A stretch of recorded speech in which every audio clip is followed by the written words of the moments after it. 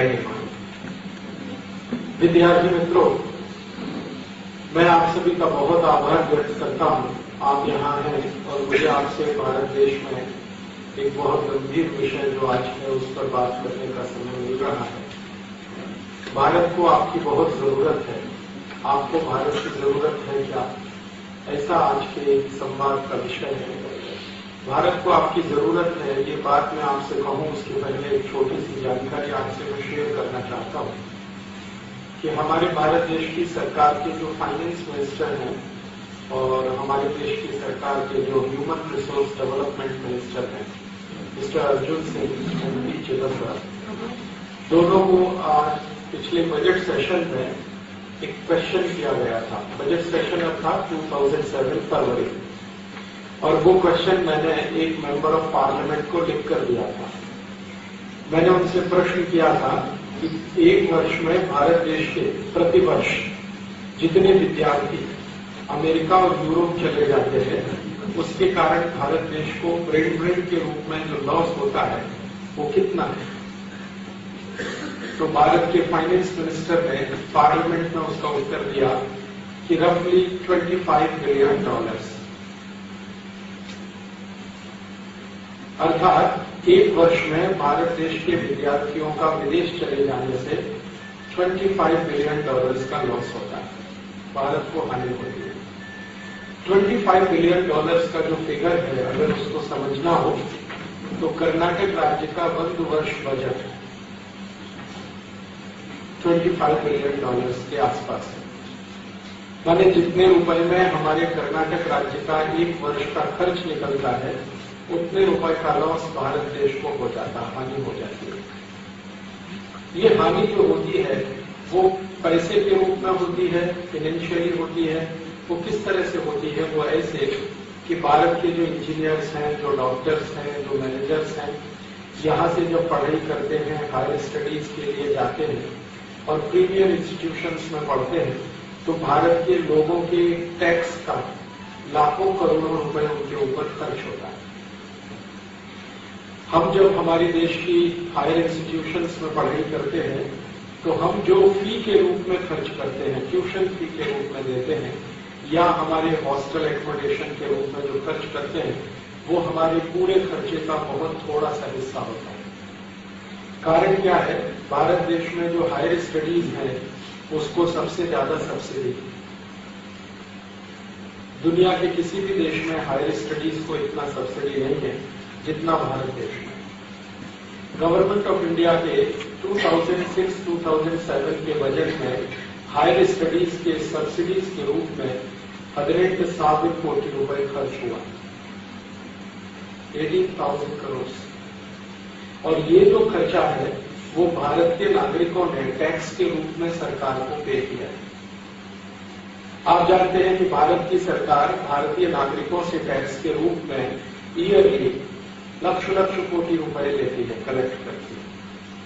उसमें से 18,000 कोटी रुपए हायर स्टडीज के सब्सिडीज में जाता है, और सब्सिडीज में गया हुआ ये पैसा उन सभी विद्यार्थियों के ऊपर खर्च हुआ जो भारत छोड़कर चले गए, तो रिटर्न्स के रूप में वापस आने की कोई गारंटी नहीं। आप बोलेंगे क्यों गारंटी नहीं है? वो इसलिए नहीं है कि जो भारत छोड़कर चले गए वो वापस आएंगे, इसकी कोई गारंटी नहीं।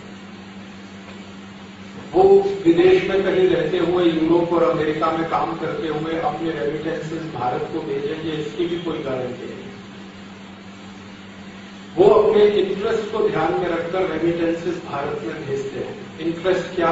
यदि अमेरिकन इकोनॉमी में रेट ऑफ इंटरेस्ट ज्यादा हो गया तो वो रेमिटेंसेस नहीं भेजते, वो वहीं पर इन्वेस्ट कर देते और बैंक में रखते हैं। यदि अमेरिकन इकोनॉमी में रेट ऑफ इंटरेस्ट कम हो गया तो फिर वो सोचते हैं कि उनके रेमिटेंसेस भारत में भेज दिए जाएं। लेकिन जैसे ही रेट ऑफ इंटरेस्ट हाई होता है वो भारत से सभी कुछ निकाल के वापस अमेरिका ले जाए। हमारे भारत देश से पढ़ाई पूरा करके विदेश में जाकर जॉब करने वाले जो गल्फ रीजन में भारतीय हैं वो थोड़े से रेमिटेंसेस भारत को भेजते हैं। गल्फ में जो है, गल्फ में अर्थात सऊदी अरब, बहरीन, कुवैत, ओमान, संयुक्त अरब अमीरात, यूएई आदि आदि देशों में मुवत्तई लक्ष भारतीय नागरिक, और इसमें से 90% मुवत्तई लक्ष्य में 90% जो भारतीय नागरिक हैं वो कार्मिक हैं। कार्मिक हैं, वो इंजीनियर्स नहीं है, डॉक्टर्स नहीं है, चार्टर्ड अकाउंटेंट्स नहीं है, मैनेजर्स नहीं है, सिंपल लेबरर कार्मिक हैं, हाथ से काम करते हैं। कोई कंस्ट्रक्शन इंडस्ट्री में है तो कोई दूसरी ऑटोमोबाइल इंडस्ट्री में, अलग अलग जगह, लेकिन वो कार्मिक हैं, अर्थात वो हायर इंस्टीट्यूशंस के प्रोडक्ट नहीं, वो किसी आईआईटी से पास आउट नहीं हुए हैं, all India institute of medical sciences से पास आउट नहीं हुए हैं, आईआईएम से पास आउट नहीं हुए हैं। तो जो कार्मिक लेवल पे हैं, लेबरल में हैं, वो अपने टोटल रेमिटेंसेस भारत को भेजते हैं। हमको ये समझने में बहुत तकलीफ होती है कि जो हायर इंस्टीट्यूशन से पास आउट होकर भारत से बाहर जाते हैं वो रेमिटेंसेस नहीं भेजते, लेकिन जो साधारण कार्मिक हैं, जो भारत से पास आउट होके इंटरमीडिएट किसी ने पास किया है, 10th स्टैंडर्ड किसी ने पास किया है और गल्फ रीजन में काम कर रहे हैं लास्ट 15, 20, 25 ईयर्स से, वो अपनी कुल जो उनकी इनकम है उसका ज्यादा से ज्यादा पैसा भारत देश को भेजते हैं। गवर्नमेंट ऑफ इंडिया के स्टैटिस्टिक्स है कि गल्फ रीजन में रहने वाले जो भारतीय नागरिक हैं, जो कार्मिक के रूप में काम करते हैं, उनका ईयरली $4 to $5 बिलियन भारत में आता है, लेकिन हायर इंस्टीट्यूशन से पास आउट होकर निकलने वालों का $1 बिलियन भी नहीं आता। हम ऐसी कल्पना करते हैं कि जिनकी स्टडीज बहुत ऊंचे इंस्टीट्यूशंस में हुई है, जिनको बहुत हाई इंस्टीट्यूशंस में पढ़ने का मौका मिला है, प्रीमियर इंस्टीट्यूशंस में जिन्होंने अपना अभ्यास किया है, उनका जो नैतिकता होगा, जो उनका मोरलिटी होगा, देशभक्ति होगा, वो जास्ती ऊंचा होगा, लेकिन वास्तव में उल्टा है। जो लोग सिंपल 10th और 12th पास करके गल्फ में चले गए हैं, उनका भारतीयता, देशभक्ति, राष्ट्रभक्ति बहुत ऊंची। मैं आपको एक छोटा सा उदाहरण देता हूं। भारत में गल्फ वॉर हुआ था, कारगिल वॉर हुआ था। कारगिल वॉर के टाइम में गल्फ रीजन में रहने वाले भारतवासियों ने with in 7 days 480 crore rupees Bharat को भेज दिया। 480 करोड़ विद इन 7 days।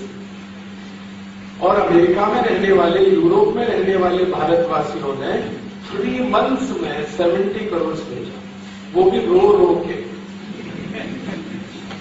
ऐसा रोना हमारे पास कुछ नहीं है, हम तो गरीब है, भूखमरी में है, कंगाली में है, इस तरह का बात बोल के 3 months में 70 करोड़ आया अमेरिका यूरोप में रहने वाले भारतवासियों से, और गल्फ में रहने वालों ने 7 days में 480 करोड़ भेज दिया। अर्थात ये जो गल्फ में रहने वाले साधारण भारतीय नागरिक हैं, सिंपल, ये ज्यादा देशभक्त हैं, वहां रहते हैं, बहुत मेहनत करते हैं, पैसे कमाते, बहुत कम खर्चे में अपना जीवन चलाते हैं, और ज्यादा से ज्यादा वो भारत को भेजते हैं। और आप जानते हैं कि उन लोगों की मदद से भारत देश में केरल स्टेट की पूरी इकोनॉमी चलती है। हमारा भारत का एक राज्य है केरल, जिसकी इकोनॉमी का, अगर केरल का जीडीपी हम कैलकुलेट करें, ओनली केरल, वैसे जीडीपी कैलकुलेशन नेशन का होता है, देश का होता है, लेकिन एक बार मैंने केरल का कैलकुलेशन किया ये समझने के लिए कि जो मलयाली लोग गल्फ में रहते हैं उनका कंट्रीब्यूशन क्या है केरल को चलाने में। तो आपको सुनकर आश्चर्य होगा कि गवर्नमेंट ऑफ केरल का जो टोटल टैक्स कलेक्शन है, लगभग उतना ही पैसा गल्फ में रहने वाले मलयाली लोगों का रेमिटेंसेज है पर ईयर। 1991 में एक मैंने सिंपल कैलकुलेशन किया था और उसी कैलकुलेशन को 2005 और 2006 में रिपीट किया था, और वो कैलकुलेशन यही था कि मलयाली लोगों का केरल को जो कंट्रीब्यूशन है ईयरली, जो गल्फ में रहते हैं, वो बजट के बराबर, माने उनके जो टैक्स कलेक्शन है गवर्नमेंट के, उसके बराबर 2006 और 7 में भी सेम है। Statistics are same, percentage wise statistics same है और क्वांटिटी में वो बढ़ गया है। लास्ट ईयर केरल गवर्नमेंट ने जो टोटल टैक्स कलेक्ट किया था 22,000 करोड़ था, लगभग इतना ही पैसा गल्फ से आया था। तो केरल गवर्नमेंट और केरल स्टेट की इकोनॉमी बहुत बड़े पैमाने पर उनसे चलती है। हमें गर्व है इन सभी भारतवासियों पर जिनकी एजुकेशन बहुत कम है, जिन्होंने देश का खर्चा बहुत कम किया है अपने ऊपर, फिर भी देश के लिए इतना सारा वो कर रहे हैं। बहुत खराब कंडीशंस में वो गल्फ में रहते हैं, फिर भी वो देश में पैसा भेजे। मैंने वो सभी गल्फ देशों का प्रवास किया है जहां पर भारतवासी रहते हैं, उन सभी को डॉर्मेट्रीज में रहना पड़ता है, और डॉर्मेट्रीज इतनी खराब स्थिति में है, अबू धाबी में या दुबई में या दुबई में या बहरीन में जाइए, कुवैत में, ओमान में, बहुत ही खराब कंडीशन में डॉर्मेट्रीज है। 10 बाई 10 का एक रूम होता है 100 स्क्वायर फीट का, उसमें मिनिमम 8 या 10 नागरिक रहते हैं, 1 to 10 मिनिमम। और जैसे रेलवे 3 टायर का स्लीपर क्लास होता है, ऐसे उनके बेड होते हैं, first tier, second, third, fourth, fifth, sixth, ऐसे 1 by 1। और वो बेचारे सभी के बैग्स और बैगेजेस उनके बेड के नीचे ही रहते हैं, अलमारी भी नहीं है उनके कमरे।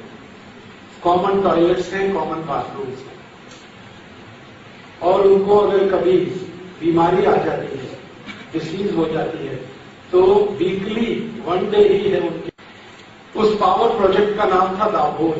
दाभोल एक छोटा सा गांव है रत्नागिरी जिले में, महाराष्ट्र में, समुद्र के किनारे। तो एनरॉन कंपनी को महाराष्ट्र गवर्नमेंट ने कॉन्ट्रैक्ट दिया कि आप ये दाभोल पावर कंपनी को सेटअप करिए और इलेक्ट्रिसिटी जनरेट करके महाराष्ट्र को दीजिए।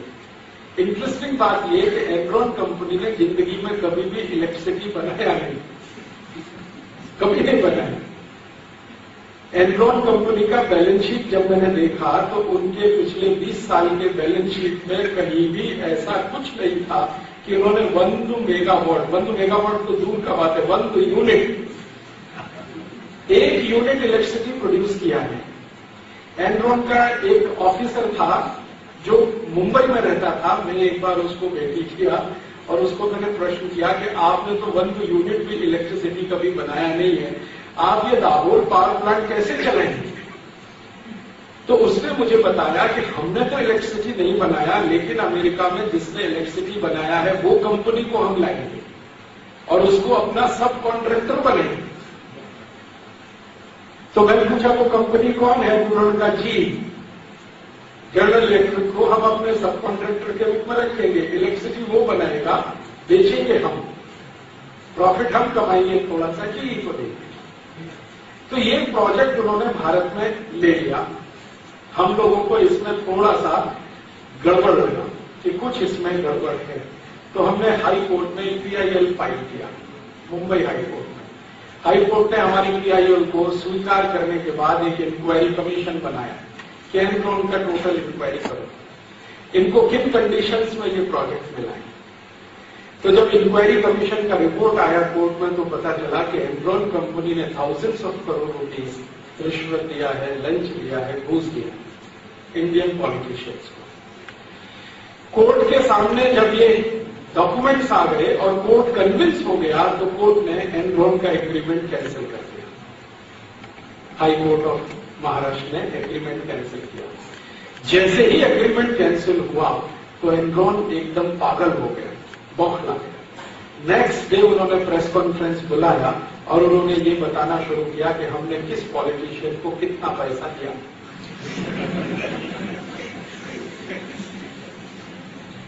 महाराष्ट्र में आप जानते हैं 2-3 मेजर पॉलिटिकल पार्टीज हैं। एनरॉन ने कहा हमने सभी को दिया, किसी को ज्यादा किसी को कम। जब क्वेश्चन उनको पूछा गया प्रेस रिपोर्टर्स की तरफ से कि आपने ये पार्टी को ज्यादा इसको कम क्यों दिया, तो उन्होंने कहा हमको लगता था कि इन्हीं का चांस है पावर में आने का, इसलिए इनको जास्ती दिया, और जिनका चांस नहीं है उनको कम ही दिया। लास्ट में क्या हुआ कि वो लोग सुप्रीम कोर्ट गए और हम लोग भी सुप्रीम कोर्ट गए। सुप्रीम कोर्ट ने भी वो एग्रीमेंट कैंसिल किया। सुप्रीम कोर्ट का भी कहना था कि ये इलीगल है, कॉन्ट्रा कॉन्स्टिट्यूशनल है, इसमें घोटाला हुआ है। जब भी सुप्रीम कोर्ट में वो केस हारे तो उन्होंने एक बहुत सेंसिटिव रिवीलेशन किया। उन्होंने बताया कि भारत देश में आने के लिए गवर्नमेंट ऑफ अमेरिका को भी घूस दिया। अमेरिकन गवर्नमेंट को रिश्वत दिया, लंच दिया, घूस दिया। और आप जानते हैं कि जिस समय ये एनरॉन भारत में आया था, अमेरिका में प्रेसिडेंट था बिल क्लिंटन। तो एनरॉन ने कहा कि बिल क्लिंटन को सेकंड टर्म जो हुआ था ना, आप जानते हैं वो 2 टर्म प्रेसिडेंट था, तो सेकंड टर्म प्रेसिडेंट हुआ, वो टाइम एनरॉन कंपनी ने $100 बिलियन बिल क्लिंटन का चुनाव में खर्च किया। $100 बिलियन। एनरॉन को पूछा गया कि आपने $100 बिलियन बिल क्लिंटन को दिया, इसका मतलब यह है कि आपको भारत देश से कमाने का उम्मीद था, इसलिए दिया। तो उन्होंने कहा कि यदि हमारा प्रोजेक्ट कैंसिल नहीं होता और हम भारत में रहते तो विदिन 20 ईयर्स हम भारत देश से मिनिमम $2000 बिलियन लेके जाते थे। मिनिमम $2 ट्रिलियन, मिनिमम इतना लेके जाते हैं। मैक्सिमम तो 4-5,000 बिलियन हो सकता था। तो उनका कैलकुलेशन है बिल्कुल क्लियर कि हम भारत से $2000 बिलियन कमाएंगे, $100 बिलियन बिल क्लिंटन और उसकी गवर्नमेंट को देंगे और $2-3 बिलियन भारत में बांटेंगे, बाकी तो हमें प्रॉफिट ही प्रॉफिट है। तो वो एक इंटरेस्टिंग बात बोल कर गए कि हम जब भारत में आते हैं तो लंच और रिश्वत का पैसा इन्वेस्टमेंट के साथ लाते हैं। हाँ, हमारा जो इन्वेस्टमेंट का पैसा होता है उसमें लंच और रिश्वत का इंक्लूड करते हैं, वो हमारा इन्वेस्टमेंट है। और वो टॉप टू बॉटम। तो अमेरिका में भी घूसखोरी है, रिश्वतखोरी है, भ्रष्टाचार है। बस इतना ही अंतर है, मैंने आपसे कहा कि भारत में $2-3 बिलियन में पॉलिटिकल पार्टीज को आप खरीदी कर सकते हैं, अमेरिका में $100 बिलियन लगता है, खरीदी वहां भी होता है। बाद में क्या हुआ, जब उनका ये बात आया ना, तो हम लोगों ने एक अच्छा सा काम किया कि उनका जो स्टेटमेंट था वो रिकॉर्ड किया कैसेट में, वीडियो कैसेट में, ऑडियो कैसेट में, और जो स्टेटमेंट उनका न्यूज़पेपर में प्रिंट हुआ वो सब कटिंग करके और वो अमेरिका भेज दिया।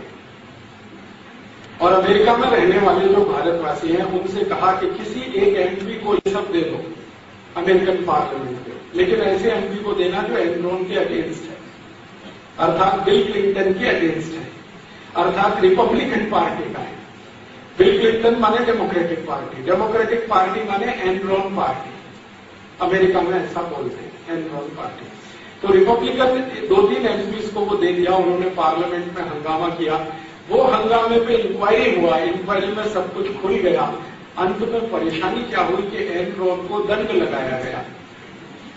हाँ, दंड देना पड़ा, और वो दंड देने के चक्कर में वो कंपनी बैंकरप्ट हो गई, कंपनी। और वो कंपनी बैंकरप्ट हुई और आज वो दुनिया से खत्म हो गई। अभी एनरॉन नाम की कोई कंपनी दुनिया में नहीं है। अमेरिकन पॉलिटिक्स में करप्शन का लेवल इतना ऊंचा है। तो जब भारतवासी जो अमेरिका में रहते हैं, जिनको हम पीआईओस कहते हैं, वो जब बात करना शुरू करते हैं कि भारत में बहुत पॉलिटिकल करप्शन है, तो मैं उनसे कहता हूं सो वोट, अमेरिका में भी तो है। तो वो ये कहकर अपना बात समाप्त कर देते हैं कि हाँ, अमेरिका में भी करप्शन है, लेकिन वो हमको अफेक्ट नहीं करता। भारत में जो करप्शन है हमको वो अफेक्ट करता। मैंने कहा ये हो नहीं सकता। करप्शन जहां भी है सोसाइटी को अफेक्ट करेगा, क्योंकि अमेरिकन सोसाइटी में करप्शन बहुत टॉप लेवल पे है। तो उसका दुष्परिणाम ये है कि अमेरिकन सोसाइटी में लिविंग कॉस्ट है वो दुनिया में सबसे ज्यादा है। भारत में आप ये कल्पना कर सकते हैं कि आपकी जेब में 25 रुपीज है, ओनली 25 रुपीज है, तो वंदे दिवस आपका खर्चा चल जाएगा।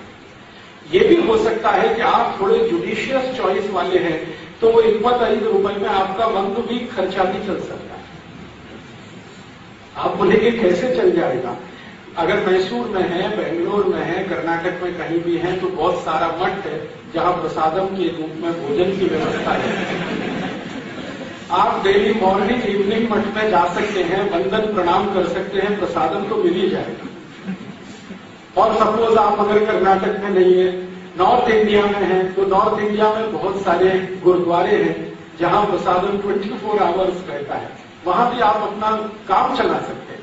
तो 25 रुपए में हो सकता है 1 वीक या कभी कभी 15 दिवस, कभी कभी 1 तिंगड़ा आपका खर्च चल जाएगा। लेकिन अमेरिका में अगर आप ऐसा कैलकुलेशन करें, highly impossible and next to impossible. अगर आपके पास $25 है तो इसमें कुछ गारंटी नहीं है कि आप वन डे अपना खर्चा चला लें, शायद मुश्किल हो जाए, क्योंकि अमेरिका में कहीं भी प्रसादम की व्यवस्था नहीं है। अमेरिका में एक भी चर्च ऐसा नहीं है जहां प्रसादम की कोई व्यवस्था हो।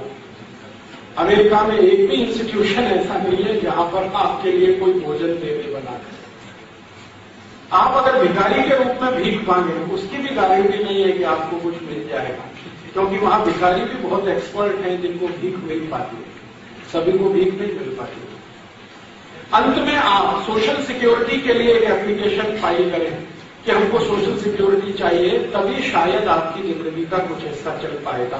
तो भारत और अमेरिका या यूरोप के देशों के साथ जब हम कंपैरिजन करते हैं तो उनके सोसाइटी का और पॉलिटिकल इकोनॉमी का इस तरह का स्ट्रक्चर है। लेकिन मुझे बहुत तकलीफ होती है जब भारतवासी ये जो अमेरिका और यूरोप में चले जाते हैं और इस तरह के लॉजिक देना शुरू करते हैं, तर्क देना शुरू करते हैं कि भारत में पॉलिटिकल करप्शन है और यहाँ पे ऐसा है वैसा है। करप्शन तो दुनिया के हर एक डेमोक्रेसी में है, और आपको ये शायद मालूम है या नहीं, डेमोक्रेसी को दुनिया में चलाने वाले सभी देश ये मानते हैं, और वो मानते हैं कि ये बेसिक प्रिंसिपल है कि without the help of the corruption democracy can't run. ये जो डेमोक्रेसी है, जिसको हम पार्लियामेंट्री डेमोक्रेसी कहते हैं, ये करप्शन का मदद से ही चलता है। अगर करप्शन नहीं होगा डेमोक्रेसी चल नहीं सकता। ऐसा बोलते हैं दुनिया में कि ये अगर पार्लियामेंट्री डेमोक्रेसी को एक मशीन माने तो करप्शन उसका ऑयल है। तो मशीन चलाने के लिए ऑयल चाहिए, तो करप्शन भी चाहिए। हाँ, वो कई फिलोसोफर्स ऐसा बोलते हैं कि अगर आप पार्लियामेंट्री डेमोक्रेसी को चेंज कर दें, कोई दूसरे तरह का डेमोक्रेसी आ जाए, तो शायद आप करप्शन लेस सोसाइटी बना सकते हैं या करप्शन लेस गवर्नमेंट चला सकते हैं। पार्लियामेंट्री डेमोक्रेसी में करप्शन नहीं हो, ये कभी भी हो नहीं सकता। अमेरिका हो या भारत हो, मलेशिया हो या इंडोनेशिया हो, फ्रांस हो या जर्मनी हो, स्वीडन हो या स्विट्जरलैंड हो। अभी फ्रांस में इलेक्शन चल रहा है और आप जानते हैं इलेक्शन में 2 कैंडिडेट हैं, एक लेडी है और एक जेंट है। दोनों पिछले राष्ट्रपतियों की पोल खोल रहे हैं, किसने कितना करप्शन किया, किसने कितना घूस खाया, किसने कितना रिश्वत खाया। फ्रांस में एक व्यक्ति है, कैंडिडेट है जो प्रेसिडेंट का, जो मारिया ले पेन, उसका नाम है जो मारिया ले पेन। वो राइट विंग एक्टिविस्ट माना जाता है। राइट विंग आप समझते हैं, लेफ्ट विंग राइट।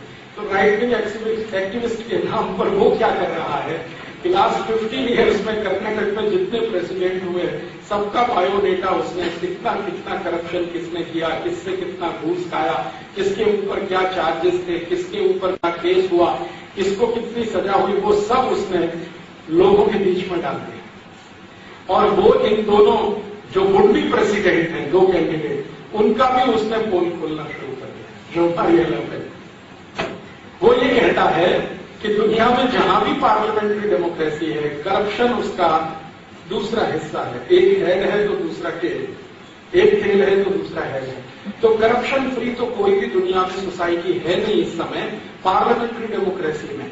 हाँ, कोई दूसरा फॉर्म उनके यहाँ हो गवर्नेंस का तो शायद वहां हो सकता है। इसलिए ये बात करना कि भारत में पॉलिटिकल करप्शन है, वो मुझे लगता है कि कोई लॉजिक सटीक नहीं है। फिर बात क्या है, जो भारत से बाहर जाते हैं, कई बार मैंने देखा है वो कल्पना करते हैं, बोलते हैं कि हम थोड़े दिन में वापस आएंगे, फिर क्यों नहीं आते, क्यों वहीं सेटल हो जाते हैं। उसका जब मैं स्टडी करता हूं तो उसमें 4-5 बातें समझ में आती हैं। पहली बात तो उनकी जो समझ में आती है वो ये, वो हमेशा कैलकुलेशन करते हैं $1 45 रुपए, $1 45 रुपए। तो उन्होंने $1 कमाया तो भारत में 45 रुपए। तो वो ये कहते हैं कि डॉलर और रुपये का जो एक्सचेंज रेट है ये उनको मजबूर करता है वहां सेटल हो जाने के लिए। एक दूसरी एक और सीरियस बात है, वो सीरियस बात उनकी ये है कि अमेरिकन इकोनॉमी में और यूरोपियन इकोनॉमी में आपको अगर सेटल होना है तो परमानेंट जॉब मिलने तक आपका लक्ष रुपए खर्च हो चुका होता है। परमानेंट जॉब मिलने तक लक्ष रुपए आपका खर्चा हो चुका होता है। हद लक्ष, 1 लक्ष, 20 लक्ष, 25 लक्ष, कई लोगों का। मेरा एक दोस्त है जो अभी सेटल हुआ है, उसको 10 साल लगा, परमानेंट जॉब अभी मिला है उसको, और वो बोलता है कि 25 लक्ष रुपए उसका खर्च हो गया। तो ये जो जॉब मिलने में और सेटल होने में जो खर्चा होता है, ये खर्चा किसी न किसी लोन के रूप में वो इधर उधर से जमा करते हैं, और उस लोन को रिपे करना है उनको, ये उनकी दूसरी बड़ी मजबूरी होती है, इसलिए वो बाहर से वापस नहीं आ पाते। और एक तीसरी बड़ी मजबूरी है, वो ये कि वहां काम जब आप करते हैं तो मशीन की तरह से काम करते करते शरीर का आदत वैसा होता है। जैसे आप अमेरिका में अगर काम कर रहे हैं, कल्पना करिए, तो यहां तो आपको लगता है कि स्वर्ग है, ऐसा कुछ स्वर्ग नहीं है। जब जाके देखेंगे तो पता चलेगा। From 7 AM to 7 PM 12 hours a day काम करना पड़ता है मिनिमम। अगर डबल शिफ्ट में काम करेंगे तो ये बढ़ जाएगा। ये सिंगल शिफ्ट की बात हो रही है। 7 AM to 7 PM काम करना पड़ता है। आपको फैक्ट्री में 7 AM हाजिर होना है। 2 मिनट भी लेट हुआ है या 3 मिनट भी लेट हुआ है तो आपको नोटिस मिल जाएगा, नेक्स्ट डे आप फैक्ट्री के गेट पर होंगे। Higher and fire. अमेरिका का कोई कोर्ट आपकी बात नहीं सुनेगा, आप किसी कोर्ट में जा नहीं सकते। बाहर हो गए तो हो गए, अभी नेक्स्ट जॉब के लिए ट्राई करेंगे। फैक्ट्री में जब आप काम पे जाएंगे, 7 AM से पहले फैक्ट्री पहुंचना है। नॉर्मली अमेरिका में जहां फैक्ट्री पे जाना होता है और जहां आप रहते हैं, आपका घर और फैक्ट्री दोनों के बीच का डिस्टेंस 200 माइल हो सकता है, कभी कभी 300 माइल्स भी होता है, कभी कभी 400 माइल्स भी होता है। अब आप जरा सोचिए कि 200 माइल्स आपको ट्रेवल करना है, 7 AM से पहले फैक्ट्री पहुंचना है, तो आपको आपका घर मिनिमम 5 AM तो छोड़ देना पड़ेगा। सुबह 5 बजे घर छोड़ देना पड़ेगा। और आप जानते हैं अमेरिका में 365 डेज में 200 डेज ऐसे होते हैं जब ये सनलाइट नहीं होता, सूर्य का प्रकाश नहीं होता, मिनिमम 200 डेज। ठंडी जब होती है, सर्दी जब होती है, तो टेम्परेचर -30 डिग्री सेंटीग्रेड तक होता है। अभी 2007 में न्यूयॉर्क का टेम्परेचर -35 डिग्री हुआ और 15 डेज तक कंटिन्यू रहा। वो 15 डेज में जो रोड्स थे ना, उनपे मिनिमम 10 फीट बर्फ जमा हुआ था, आइस 10 फीट। तो वहां क्या है कि अगर आपको सर्दी के दिन है, नवंबर, दिसंबर, जनवरी, फरवरी का टाइम है और मॉर्निंग 5 AM आपको घर छोड़ना है, सनलाइट नहीं आएगा और टेम्परेचर बिलो 0 है, तब आप जरा कल्पना करिए कि 5 AM में घर छोड़ने का क्या मतलब है। और 5 AM आप घर छोड़कर जाएंगे तो 4 AM आपको तो बेड छोड़ना ही पड़ेगा, और 4 AM को बेड छोड़ रहे हैं तो मिनिमम 10 PM को सोना ही पड़ेगा, है ना। हो सकता है 9 PM को सोना पड़े, और 9 PM को सोना पड़ेगा तो फैक्ट्री से घर 9 PM तक तो आ जाना ही पड़ेगा, है ना। और घर आते ही जल्दी जल्दी कुछ खा के सीधे बेड पे जाना ही पड़ेगा, क्योंकि 4 AM you have to wake up. इसका मतलब ये है कि from 7 to evening, 7 AM to 7 PM आपने फैक्ट्री में काम किया, सीधे जल्दी जल्दी घर भागे, घर आते ही जल्दी से कुछ खाया, इमीडिएट बेड पे चले गए, क्योंकि 4 AM आपको उठना है। फिर आपकी लाइफ 5 डेज कैसी है, क्योंकि वहां 5 डेज वीक है, तो 5 दिन कंटिन्यू आपकी लाइफ है इतनी ज्यादा तकलीफ वाली। फिर नेक्स्ट सैटरडे संडे जब भी मिलेगा तो आपका जो 5 डेज में अनिद्रा हुआ है, स्लीप तो होने वाला नहीं है, तो आप उसका हैंगओवर है उसको पूरा करेंगे सैटरडे संडे। और वो सैटरडे संडे में निद्रा भी पूरा करना है, घर के लिए किचन का जो मटेरियल लाना है, सोपू लाना है, वेजिटेबल्स लाना है, मिल्क लाना है, सब कुछ लाना है, लॉन्ड्री वाले के पास जाना है, इंश्योरेंस का बिल पे करने जाना है, टेलीफोन का बिल पे करने जाना है, डॉक्टर्स को विजिट करना है, क्योंकि वीकली विजिट ही आप कर सकते हैं, छुट्टी तो नहीं है, तो डॉक्टर्स के पास भी जाइए, लॉन्ड्री वाले के। अमेरिका में ऐसा नहीं है कि आपका घर में आके कोई सोपू देगा। मैसूर में संभव है। मैसूर में मैं डेली देखता हूं, मॉर्निंग में एक वेजिटेबल वेंडर आता है, वो अपना रिक्शा लेके आता है और बोलकर, आवाज देकर, चिल्लाकर आपका कॉल बेल दबाकर लेके जा सकते। अमेरिका में इसका इमेजिनेशन भी नहीं हो सकता कि कोई वेजिटेबल वेंडर आएगा, आपके फ्लैट में कॉल बेल दबाएगा और आपको कहेगा प्लीज सोपू ले लो, फ्रेश, एकदम फ्रेश, सीधे आया है। वो अमेरिका में हाईली पॉसिबल, कोई नहीं आने वाला। अभी यहां मैसूर में मैं देखता हूं, मैसूर तो बहुत ज्यादा एडवांस हुआ है, फिर भी इस मैसूर में डेली में देखता हूं, वो जो इस्त्री करने वाला ना आयरन, वो भी अपना रिक्शा लेके आता है और कॉल बेल दबा के कहता है आपको कुछ वस्त्र है, बट्टे हैं इस्त्री करने का, वो घर के सामने आके करके आपको देके जाता है। अमेरिका में इट इज हाईली पॉसिबल। अगर आपको इस्त्री कराना है तो मिनिमम 20 माइल्स कार को चला के जाइए, लॉन्ड्री मैन को देके आइए और वो कहेगा नेक्स्ट वीक लेके जाना, अभी छोड़ दो इसको। ये तो संभव है, ऐसा नहीं। और फिर इससे भी ज्यादा इंटरेस्टिंग है, मैसूर में मैं जब भी आता हूं तो मेरा दोस्त है सुधींद्र, उसके घर में ठहरता हूं या दूसरे हमारे कार्यकर्ताओं के, मैं देखता हूं मिल्क मैन है ना, डेली मॉर्निंग में साइकिल पे मिल्क लेके आएगा, कोई दूर गांव से लेके आएगा, आंकड़ा हाथ, एम हाथ, डिफरेंट टैंक में लेके आएगा, आपको देगा और फिर चला जाएगा। अमेरिका में तो कोई कल्पना नहीं कर सकता कि मिल्क मैन घर में आके मिल्क देगा। वहां मिल्क लेने के लिए आपको सुपरमार्केट में जाना पड़ेगा, हो सकता है 50 माइल्स का कार ड्राइव करना पड़े और एक साथ 1 वीक का मिल्क लाना पड़ेगा, डेली ला नहीं सकते। तो वहां मिल्क का कैन मिलता है, 10 लीटर, 15 लीटर, 25 लीटर का मिल्क का कैन है, वो लाके घर में रख दीजिए, 7 डेज तक वही मिल्क को पीना है। मिल्क का बेसिक क्वालिटी है कि मिल्क को 24 आवर्स में पी लेना ही अच्छा होता है, लेकिन वो मिल्क 24 आवर्स में आप पी नहीं सकते, आप 7 डेज तक उसको यूज करेंगे, इसलिए उसका पाश्चराइजेशन करना पड़ेगा। और मिल्क का पाश्चराइजेशन होने का मतलब एक ही है टेक्निकल टर्म्स में कि वो मिल्क जब डिसइंटीग्रेट होगा बॉडी में तो VLDL, LDL दोनों ज्यादा से ज्यादा प्रोड्यूस करेगा। VLDL, LDL माने हार्ट अटैक। तो जितना जास्ती पाश्चराइज मिल्क पिएंगे उतना जास्ती 2 सीरियस प्रॉब्लम, एक हार्ट अटैक आएगा, VLDL, LDL जास्ती हो जाएगा, HDL कम हो जाएगा। और VLDL, LDL जिनका भी जास्ती होगा वो सभी ओवरवेट। तो आप देखते हैं अमेरिका में average 2nd and 3rd citizen overweight है।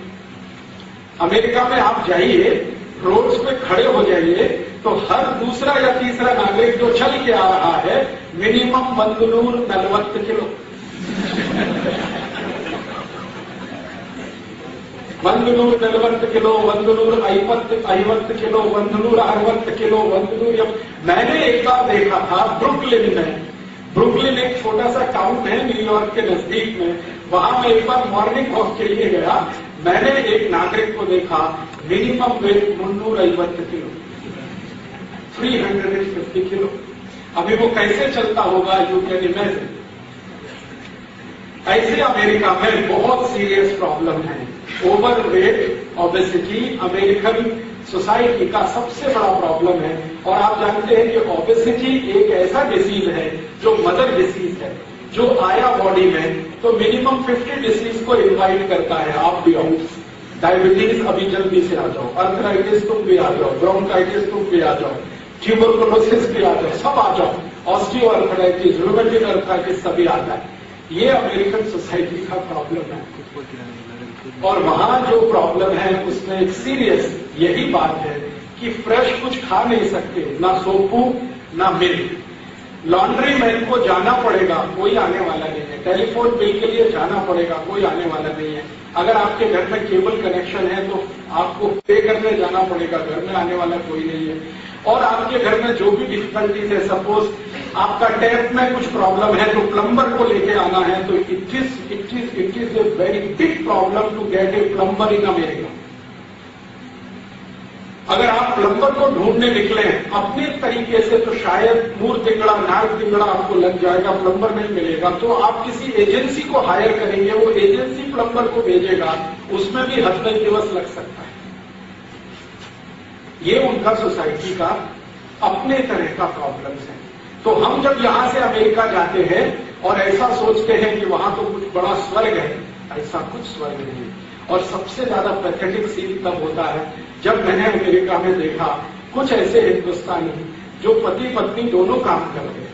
कई बार ऐसा होता है कि आप अकेले काम करते हैं तो लाइफ चल नहीं पाएगी, तो पति पत्नी दोनों को काम करना पड़ता है। और पत्नी को कोई बेबी है या पति पत्नी को कोई बेबी है और वो 1 तिंगड़ा ओल्ड है या 1 तिंगड़ा ओल्ड है, तो क्या करना? ताई तंदे तो नहीं है, और ताई तंदे को वहां लाने के लिए भी प्रॉब्लम है। हाँ, लाने के लिए बहुत सीरियस प्रॉब्लम। आसानी से वीजा मिलेगा नहीं मिलेगा कुछ कार्य। और अभी तो इन्होंने इमिग्रेशन के लॉज इतने स्ट्रिक्ट कर दिए कि आसानी से जा नहीं सकते। तो वो क्या करते हैं कि उनका छोटा बेबी है, उसको कार में मैंने देखा, जो फ्रंट सीट होता है ना, ड्राइवर सीट का नजदीक में, उससे बेबी को बेल्ट से बांधते हैं। Morning 5 AM, morning 5 AM baby के सोने का समय है, क्योंकि मिनिमम 18 घंटे उसको स्लीप होना है, इतना तो स्लीप चाहिए। लेकिन मॉर्निंग 5 AM उस बेबी को मार मार के उठाते हैं, कार के फ्रंट सीट के बेल्ट से उसको बांधते हैं, फिर क्रैश में ले जाके उसको छोड़ना पड़ता है। क्रैश 200 मील्स की दूरी पे हो सकता है या 100 माइल्स के डिस्टेंस पे हो सकता है। तो उसके हिसाब से आपको फैक्ट्री का एडजस्टमेंट करना पड़ता है। पहले बेबी को क्रैश में छोड़ना, नंतर फिर आपके फैक्ट्री में जाना। Morning 7 AM to 7 PM baby ताई के पास नहीं है, फिर शाम को 7 PM को अगेन क्रैश में जाना, बेबी को साथ में लाना, फिर आपके घर में, तब तक बेबी सो चुका होता है। तो बेबी थोड़े दिन के बाद जब समझने लगता है तो कहता है ताई तंदे भी वीकली है क्योंकि सैटरडे संडे ही उसको मालूम है कि ताई तंदे है, बाकी मंडे टू फ्राइडे तो उसको माहिती नहीं है। वो सुबह नींद में होता है, जब उसको बेल्ट बांध के लेके जाते हैं, शाम को वापस लाते हैं, तब भी वो निद्रा में होता है। उसको सैटरडे संडे माहिती होता है कि यस ये ताई तंदे है। और मुझे बहुत तकलीफ होती थी जब वो बेबी जोर जोर से रोता है, जोर जोर से रोता है, तो रो भी नहीं सकता वो, क्योंकि कोई बगल वाले ने सुना तो वो सूट फाइल कर देगा आपके खिलाफ कि आपका बेबी मुझे डिस्टर्ब कर रहा है, मेरा मेंटल पीस इसने खत्म कर दिया, इसलिए आपको मैं सूट फाइल करता हूं, मुझे $10,000 दे दो अभी, आप $15,000 दे दो अभी। तो वो कई बार क्या करते हैं, ग्लास चढ़ा देते हैं और म्यूजिक बहुत तेजी से बजाते हैं ताकि उसका क्राइम जो है बाहर ना जा सके, फिर जाके उसको ये सब करते हैं। और कभी कभी तो गलती हो गई। तो एक बार ऐसा हो गया है, मेरा एक दोस्त है, वो अमेरिकन जेल में है इस समय अपना पत्नी के साथ। उसका प्रॉब्लम क्या हुआ कि वो भारत से अमेरिका गया तो उसको माहिती नहीं था कि America is a different society. वो क्या किया, उसका जो पत्नी है वो और पति दोनों मिलकर एक बार शॉपिंग के लिए जाते थे। तो किसी रोड से वो गुजर रहे थे, एरिया न्यूयॉर्क का था, लोअर मैनहट्टन एरिया में। तो किसी रोड से जाते हुए उन्होंने एक छोटे बेबी को देखा, 3-4 इयर्स का बेबी था, वो फुटबॉल को किक मार रहा था। उसका ताई कहीं खड़ा हुआ उसको वॉच कर रहा था, इनको माहिती नहीं था कि उसका ताई वॉच कर रहा है। तो उसने किक मारा, फुटबॉल रोड पे आ गया, इन्होंने गाड़ी रोका, फुटबॉल उठाया, वो बेबी को जाके दे दिया और गलती से उस बेबी को उठा लिया और उसका ताई ने देख लिया। इमीडिएट वो चिल्लाता हुआ नीचे आया और बेबी को छीनकर सीधे पुलिस स्टेशन में गया और उसने कंप्लेंट फाइल किया कि ये 2 इंडियन टेररिस्ट हैं जो मेरा बेबी को लेके जा रहे हैं।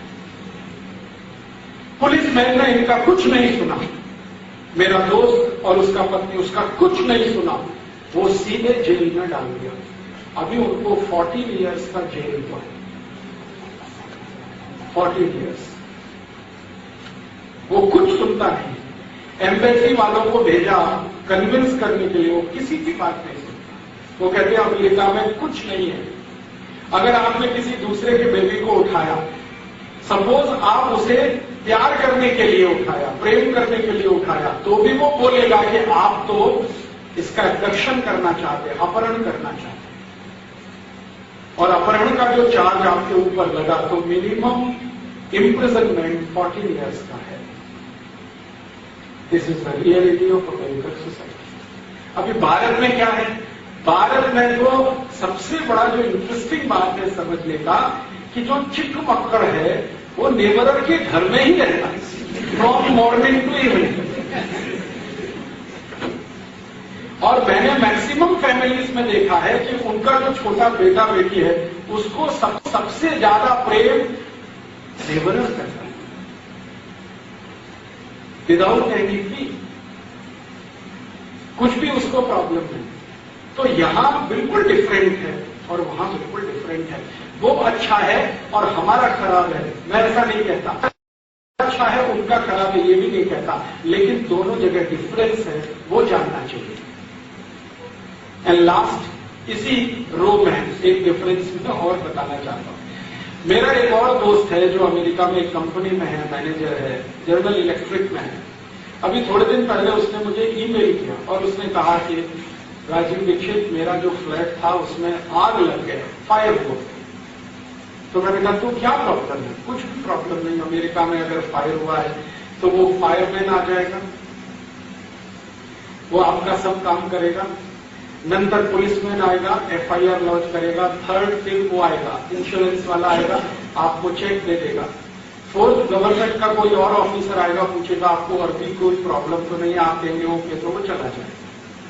तो मैंने कहा इसमें प्रॉब्लम क्या है? तुम्हारा घर में फायर हो गया, फ्लैट में फायर हो गया, तो फायरमैन आया, उसने कहा यस आया, पुलिसमैन आया, यस आया, इंश्योरेंस का क्लेम मिला, यस मिला, विद इन 1 डे। फिर मैंने कहा प्रॉब्लम क्या है? तो उसने कहा मेरा नेबरर नहीं आया। तो मैंने कहा वो तो कभी नहीं आने वाला, क्योंकि अमेरिकन सोसाइटी नेबरिंग सोसाइटी नहीं है, इंडिविजुअलिस्टिक सोसाइटी। वहां कोई किसी का नेबर नहीं। तो उसने कहा यार अगर मैं भारत में होता और मेरा फ्लैट में फायर होता तो 100% फायरमैन नहीं आता। हाँ, हमको स्वयं उसको बुझाना होता, नंतर पुलिसमैन तो कभी भी नहीं आता और इंश्योरेंस वाला तो 1 वर्ष नंतर आता, आपका क्लेम है क्या? लेकिन नेबरर इमीडिएट आता। तो मैं उसको बोला this is the difference of America and Bharat. America में नेबरर कभी नहीं आएगा, बाकी सब लोग आएगा। भारत में सिर्फ नेबरर आएगा, बाकी कोई नहीं आएगा। ये डिफरेंस है। अब इस डिफरेंस के साथ जब हम अमेरिका या यूरोप में जाते हैं रहने के लिए तो बहुत तकलीफ आती है एडजस्ट होने में, क्योंकि हम एक डिफरेंट माइंडसेट से जाते हैं, वहां डिफरेंट माइंडसेट है, तो एडजस्टमेंट में ही बहुत समय खर्च होता है। और फाइनेंशियली जब तक आपको परमानेंट जॉब नहीं मिलता, हमेशा आपके सिर पर एक तलवार लटकता रहता है कि जहां आप काम कर रहे हैं नेक्स्ट मॉर्निंग आपको नोटिस मिलेगा और आपको फैक्ट्री से बाहर जाना पड़ेगा। आपका कोई लॉजिक वो सुनेंगे नहीं, कोई कोर्ट में आपका बात होगा नहीं। ऐसे कंडीशंस में रहना, तो ये लोग जब वहां रहना शुरू करते हैं, बहुत ज्यादा दिन रहने पर उनको एडजस्टमेंट करते करते एक तरह का माइंडसेट बन जाता है, फिर बहुत डिफिकल्ट होता है उस माइंडसेट से भारत में वापस आना। कभी कभी वो आने का सोचते हैं, कभी जब उनके जो मक्कड़ है ना, बेटा या बेटी, वो थोड़े बड़े होते हैं, 12 ईयर्स, 13 ईयर्स, 14 ईयर्स, 15 ईयर्स, तब उनको बहुत सीरियस प्रॉब्लम होता है। प्रॉब्लम पता है क्या होता है? अगर आपका बेटी है मगड़ो, डॉटर 12 ईयर्स ओल्ड, तो अपने बॉयफ्रेंड के साथ चली जाती है, तब उनको सीरियसली प्रॉब्लम आता है। वो कल्चरल प्रॉब्लम, क्योंकि अमेरिकन सोसाइटी में 12-13 ईयर्स के डॉटर्स और सन हैं, तो आइदर वो गर्लफ्रेंड के साथ रहेगा या बॉयफ्रेंड के साथ, ताई तंबे के साथ नहीं रहेगा, ताई तंबे के साथ नहीं। क्योंकि अमेरिकन सोसाइटी में बाय लॉ मां बनने का मिनिमम एज 12 ईयर्स है, बाय लॉ। बाय लॉ, इसको मैं बहुत जोर देके बोल रहा हूं आपको, बाय लॉ। अमेरिका में कानून है कि कोई भी लड़की, कोई भी स्त्री 12 ईयर्स के एज में अगर मां बनती है then it is okay. 12 years से बंद तिंगड़ा भी कम है तो प्रॉब्लम है, क्योंकि वो इलीगल है। आप जरा सोचो कि किसी एक सोसाइटी ने कानून बनाया हुआ है कि 12 ईयर्स में वो मां बन सकती है, इसका माने बॉयफ्रेंड के साथ रहना ही पड़ेगा, अदरवाइज ये संभव नहीं है। तो आपको 12 ईयर्स में मां बनने का परमिशन लॉ ने दिया है और वो अपने को प्रोग्रेसिव कहते हैं। और भारत में किसी 12 ईयर्स ओल्ड डॉटर का कहीं मैरिज हो जाए तो झंडा उठा के जिंदाबाद मुर्दाबाद शुरू कर देते हैं। आप तो पिछड़े हुए हैं, क्या मूर्खता है, व्हाट इज नॉनसेंस। वहां 12 ईयर्स का डॉटर ताई बनता है, इट इज ओके, प्रोग्रेसिव है। यहां 12 ईयर्स का डॉटर किसी को मैरिज करने के बाद ताई बनता है तो वो बोलते हो it is not okay. Without marriage ताई बने it is okay, with marriage ताई बने इट इज नॉट ओके। तो हमको वो चिल्लाना शुरू करते हैं भारत बहुत पिछड़ा देश है, 18th सेंचुरी वाला देश है, 16th सेंचुरी वाला देश है। तभी मैं उनको कहता हूं तुम्हारा 21st सेंचुरी कितना सुंदर है, 12 ईयर्स में ताई बनने का तुमने लॉ बना दिया है। और सीरियसली जो ओरिजिनल अमेरिकन है ना, उनके फैमिलीज में कभी कभी मैं गया तो मैंने उनसे पूछा कि आपका डॉटर तो बॉयफ्रेंड के साथ रहता है? हाँ, yes, because she is 12 years old और 13 ईयर्स ओल्ड, तो नहीं पड़ेगा। तो मैं बोला सपोज ना रहे तो मान लो कोई एक केस ऐसा निकला अमेरिका में जो डॉटर ताई तंदे के साथ ही रहना चाहता है, बॉयफ्रेंड के साथ नहीं जाना चाहता, तो ताई तंदे को मेंटल प्रॉब्लम है। वो ताई तंदे कहता है शायद हमारी डॉटर में कुछ प्रॉब्लम है। यस, हम। और मैंने ऐसे ताई तंदे को देखा जिनका डॉटर 14 ईयर्स का हो गया, उसका कोई बॉयफ्रेंड नहीं था, तो उसका ताई मुझे बोलता था कि मेरा डॉटर को कुछ मेंटल प्रॉब्लम है, आप होम्योपैथी का डॉक्टर है, आप कुछ मेडिसिन सजेस्ट करो। मैं पूछा क्या बात के लिए? कि ये बॉयफ्रेंड के साथ जाए, इसके लिए मेडिसिन दे दो। और वो ताई पूछ रहा है। अभी भारत का ताई और अमेरिका का ताई जरा कल्पना करो और डिफरेंस कैलकुलेट करो। भारत का ताई का डॉटर अगर 12-13 ईयर्स ओल्ड है तो वो ताई डॉटर के साथ हमेशा तो जाता है, अपने घर का काम छोड़ के जाता है। उसकी कोई भी सीरियस प्रॉब्लम हो सकती है, उससे उसको बचाने के लिए स्कूल में एडमिशन देना है, शॉपिंग करना है, कोई फिल्म देखना है, नाटक में जाना है, म्यूजिक फेस्टिवल में जाना है, तो ताई तो कंपलसरी साथ में जाएगा। लेकिन अमेरिका में ताई तंदे तो नहीं, बॉयफ्रेंड साथ में जाएगा। तो इंडियन मेंटेलिटी के लोग जो अमेरिका में सेटल हो गए हैं, उनको ये चीज तो पसंद नहीं आती, तब वो परेशान होते हैं। उनकी आंखों के सामने उनके टीनेज डॉटर और सन, बॉय एंड गर्ल, टीनेज, उनकी आंखों के सामने जब बॉयफ्रेंड के साथ जाते हैं और 13 ईयर्स में बिफोर मैरिज वो प्रेग्नेंट होके आती है, तब वो लोग अपना सिर पीटते हैं, फिर सोचते हैं कि हमें भारत जाना अच्छा है। वो एक ही कंडीशन में बोलते हैं भारत जाना अच्छा है। फिर वहां वो उनका टर्मिनेशन कराते हैं, प्रेगनेंसी का टर्मिनेशन कराते हैं, फिर उसको लेकर भारत में आते हैं, फिर यहां से कोई अच्छे लड़के को ढूंढकर उसके साथ जबरदस्ती शादी करते हैं, क्योंकि उनको मालूम है वहां शादी करेंगे तो और भी ज्यादा सीरियस प्रॉब्लम हो। अमेरिकन सोसाइटी में शादी होने का संभावना नहीं है 70% को। आप जानते हैं क्या? अमेरिकन सोसाइटी में 70% लोगों को शादी नहीं होता, वो लिव इन रिलेशनशिप में रहते हैं। लिव इन रिलेशनशिप में आप जानते हैं शादी नहीं करना है, बाकी सब करना है,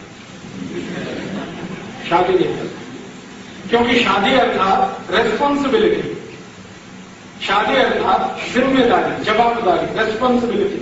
वो रेस्पॉन्सिबिलिटी लेना नहीं चाहते, बाकी सब कुछ चाहिए उनको, रेस्पॉन्सिबिलिटी नहीं। इसलिए लिव इन रिलेशनशिप में 70% कपल्स लिव इन रिलेशनशिप में है, शादी नहीं है उनका। फिर प्रॉब्लम सीरियसली कहाँ स्टार्ट होता है? लिविंग रिलेशनशिप में जब मक्कड़ हो जाते हैं, बच्चे हो जाते हैं, उनको बड़ा होकर क्या नाम देना, क्या सरनेम देना, ये सीरियस प्रॉब्लम होता है। तो फिर वो अंत में क्या करते हैं कि जो कॉन्वेंट एजुकेशनल सेंटर्स होते हैं, इंस्टीट्यूशंस होते हैं, वहां उनको छोड़ देते हैं। कॉन्वेंट माने लावारिस बच्चों के स्कूल। लावारिस माने जिनका ताई तंदे का माहिती नहीं है, उन बच्चों के स्कूल्स को यूरोप और अमेरिका में कॉन्वेंट कहते हैं। कॉन्वेंट, CONVENT, कॉन्वेंट का अर्थ होता है जो बच्चे का, स्टूडेंट का ताई तंदे नहीं है, वो कॉन्वेंट स्कूल। हमने भारत में वो कॉन्वेंट स्कूल इंपोर्ट कर लिए विद ताई और तंदे। हमारे यहाँ ताई भी है, तंदे भी है, फिर भी कॉन्वेंट स्कूल है, और बड़े गर्व से हमारे यहाँ मक्कड़ को कॉन्वेंट में एडमिशन कराते हैं, लावारिस बच्चों का स्कूल। This is the blind following of American civilization. Problem जो है ना वो डिफरेंसेस पे, और इससे भी ज्यादा सीरियस डिफरेंस है वो फिजिकल है। फिजिकल डिफरेंस क्या है? भारत का जो टेम्परेचर जोन है ना, वो क्या है? 50 degree to 52 degree. This is our temperature zone. समशीतोष्ण कहते हैं। जास्ती ठंड नहीं है, जास्ती गर्म नहीं है, 15 to 52 ये टेम्परेचर जोन है। अमेरिका में -42 + 15 ये टेम्परेचर जोन है। आप यहां रहते हैं +15 और 52 के टेम्परेचर जोन में, तो बॉडी का जो बायोकेमिस्ट्री है वो उसके अनुसार है। बायोकेमिस्ट्री किसके अनुसार है? मॉर्निंग भारत में थोड़ा ठंडा होता है, ठीक है, तो मॉर्निंग में भारत की सभी लोगों की जो बॉडी है उसमें वायु का प्रकोप होता है आयुर्वेद के अनुसार। वात पित्त कफ दोष होते हैं, तो मॉर्निंग क्योंकि ठंडा है तो वात प्रकोपित है, नून में गर्म है तो पित्त प्रकोपित है बॉडी आपका, और इवनिंग फिर अगेन ठंडा है तो कफ प्रकोपित है। तो आपका बॉडी का जो बैलेंस है और टोटल बायोकेमिस्ट्री है वो मॉर्निंग वात, नून पित्त, इवनिंग कफ, ये आपका रूटीन लाइफ में चलता है। आपका बॉडी में मॉर्निंग को कोई भी हम चेक करें आयुर्वेद के हिसाब